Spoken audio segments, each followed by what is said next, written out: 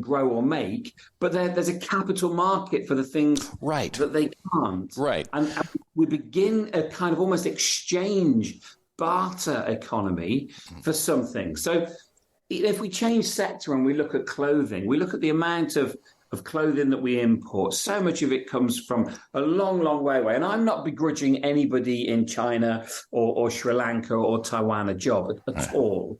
But to ship caps and clothing, hats from that far away to provide it for us to wear, and we all have too many clothes. On average, we buy 2.5 pairs of denim jeans a year. On average, a third of our clothes gets worn less than once before it's thrown away. It's not that we can't clothe ourselves. We've got too much of it. We live in a desert of quality, and we live in an absolute excess of units. Yeah. And therefore, if we could consume less but better for more money per unit, profits stay the same. The challenge we have, Beowulf, is how we make more money by selling less stuff.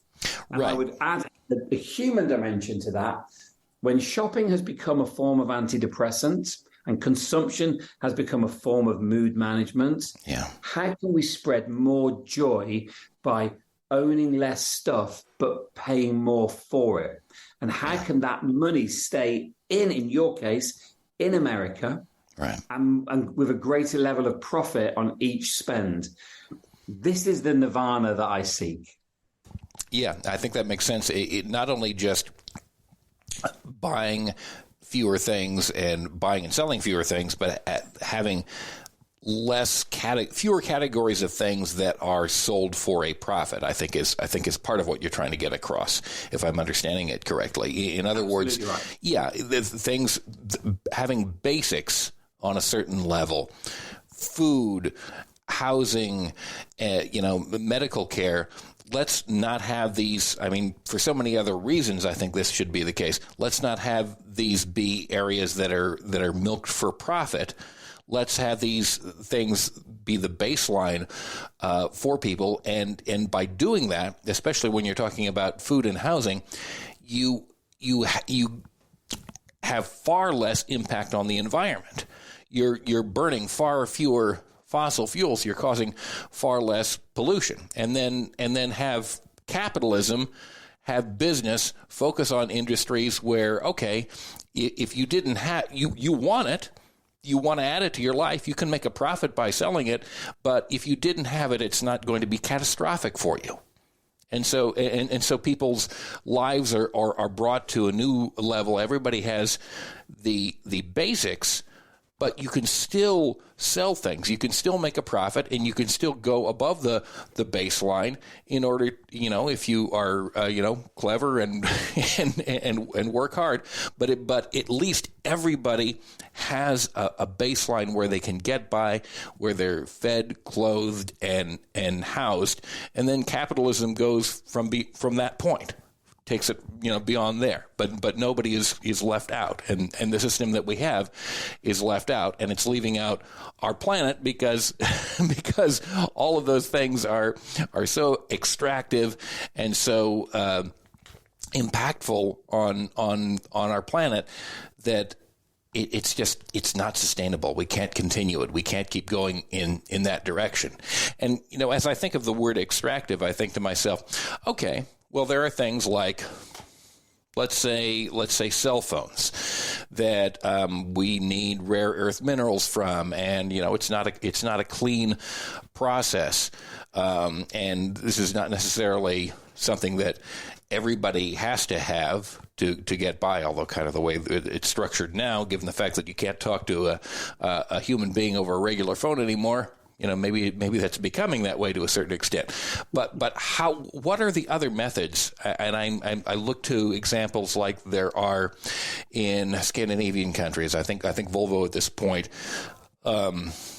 basically has a method where you can turn your car, it doesn't get junked and it gets recycled, all the pieces of it. How can we add things like that to manufacturing processes around the world so that we continue to reduce the impact that we have on the very system that sustains us and sustains life on this planet?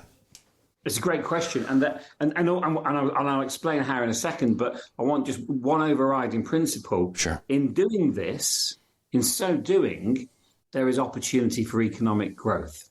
Yeah. And I don't mean consumptive growth. So when we're talking about the rare earth materials, when we're talking about the devices that we use, if we think about what they deliver, it's not having the phone. That's not the issue.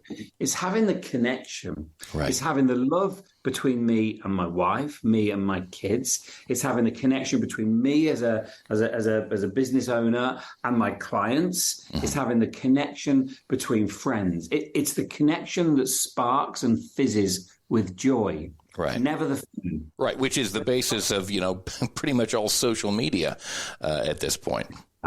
Exactly that. Right. Now, when the phone doesn't work and slows down, that fizz and joy is dampened a little, and so we upgrade, and we upgrade because it's got to work. That's not the main reason we upgrade. We upgrade because the way that the big phone manufacturers and the network providers make their money is by getting us to spend and refresh more frequently. Mm-hmm. Now, what they're doing at the moment is they're trying to do that a little bit better. Send your phone in, say Apple or Samsung or LG or whoever you buy your phone from. Send your phone in and we will recycle it. In reality, you'll sell it because it's got a second market anyway. Or if you're going to be, it comes down until the last one says, "This is 8 years old, Dad. Can you sort me out a new phone?" And that's the reality. Now, what we're seeing numerous things happen all at once, and it's a great sector to look at. Number one, in the UK or in Europe, we're seeing the right to repair arise as a legal requirement. Right. So products will have to be repairable for a certain amount of time. I think it's 10 years. It might even be longer than that. So that's a legal requirement. So companies are going to have to do that. Number two, we're seeing legal challenges where, I'm not going to name any names, but we all know who I'm talking about. When a company begins to slow your phone down to protect its battery, we're seeing people go, no, that's not fair. Number three, we're seeing a race for the control of resources. Yeah. If we want to make things, we need stuff to make things from. That stuff is dug out of the ground. It used to be dug out of the ground in the States or Australia. Mm-hmm. Now it's increasingly dug out of the ground in countries like the Democratic Republic of the Congo. Right. Now, here's the thing. If you have to call your country Democratic and Republic in the name of it, it is neither of those two things, right? That is a guarantee. Usually so. It's definitely the case, right? And it's a bit like United Kingdom. And so it's really... You're neither a kingdom nor united, right? Exactly. Well, we are a kingdom. Well, kind of. Well, yeah. It's really important that we understand... who owns resources will own the future. And China's investment in Africa is eye-watering. I'm not saying it's wrong. It's smart, but it's really interesting. So the price of those resources will become higher. Therefore, the resources that I've got in my phone here, when it's finished, it's in Apple's interest, or Samsung or LG, whoever's interest, it's in Apple's interest to say, can we have those back? So rather than sell you the phone, we're going to sell you a contract. That phone remains mine. That phone remains Apple's, sorry. So at the end of its life, I hand it back. They can take out the magic in this and they can turn it into something else. That's interesting. That's the third thing. Here's what I foresee, and I know there are a lot of different, aspects to this, but we have worked ourselves into a mindset, along with the rise of capitalism, at least over the last, 150 years, where we have this very well taught, very well inculcated sense, at least in the West and really throughout the globe at this point, but certainly in the UK, certainly in the United States, of individualism. And what you're saying is that this is going to be more of a, you don't actually own the phone. Okay, it's more of a collective thing, and really we do need more collective systems like, public transportation as opposed to individual cars overwhelmingly in order to make this kind of thing work. So how do we overcome the challenge of that psychology which we have been taught, which has been bred into our culture, in order, let alone the economic forces in place which control so much of our policy making? How do we get at that mindset that is so pervasive and so deep in our culture in order to start making these changes?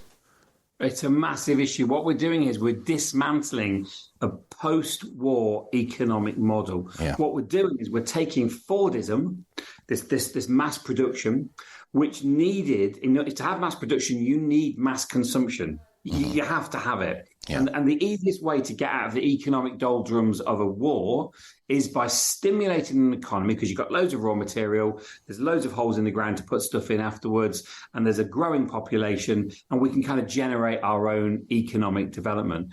Right. We're still on a post-war economic model now. We're still on that, and we are now some 80 years since the war ended, right? 70 years since the war ended. So to be able to do this, we need to unzip and decouple consumption with profit and consumption with joy. And to do that, yes, it's going to take group purchase. And don't forget, I'm a Gen X. Mm-hmm. I don't know what you are. I'm guessing Gen X. Yeah. Well, yeah. Our parents are boomers, so they're the people who wanted to own everything. They've had all of the peace, all of the property, all of the pensions, and all of the health, right? And they're all about to pass on, right? And so there's going to be a big flush of money as it comes down. It's going to come to us first, but only for 20 years, 30 years. And then it's going to go down to the millennials and the Zeds. Right.